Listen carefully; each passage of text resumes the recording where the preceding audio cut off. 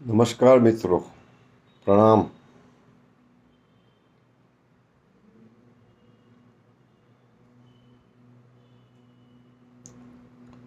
પરમાત્માને મેળવવાનો માર્ગ. એક વખત રાત્રે હું ફરવા નીકળ્યો. ગામનો ખરબચડો રસ્તો હતો. મારી સાથે એક સાધુ હતા.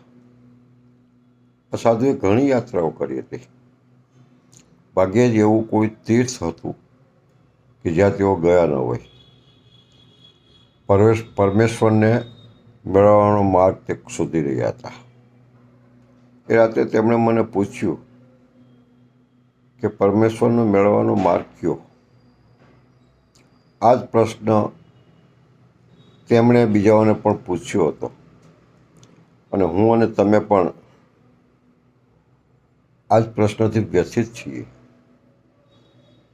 જ્યાં પણ આપણને સદાભાવ જાગે છે ત્યાં આપણા અંતઃસ્કરણમાંથી આ પ્રશ્ન ઉઠે છે કે પરમાત્માને મેળવવાનો માર્ગ કયો?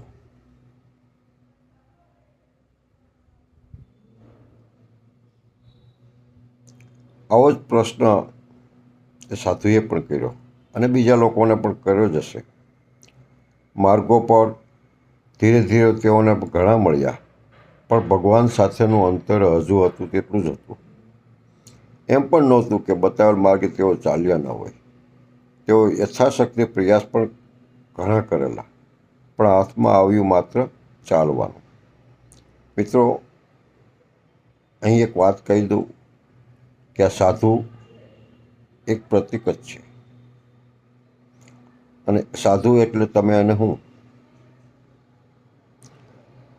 કશે પહોંચ્યા વિના અવિરત ચાલવાનું જ. તેમ છતાં તેઓ કંટાળ્યા નહોતા અને રોજ નવા નવા માર્ગોની ખોજ કરી રહ્યા હતા. હું થોડી વાર ચૂપ રહ્યો. પછી કહ્યું, જે હું પોતે જ છું તેને મેળવવાનો બીજો કોઈ માર્ગ નથી.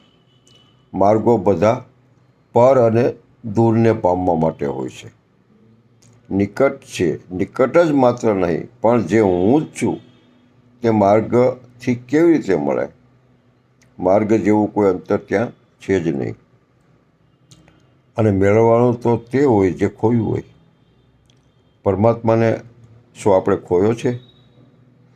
જે ખોવાઈ શકે તે સ્વરૂપ ન હોઈ શકે. સ્વરૂપ તો ભૂલાઈ શકે, એટલે એને ખોળવા માટે ક્યાંય જવાની જરૂર પણ નથી.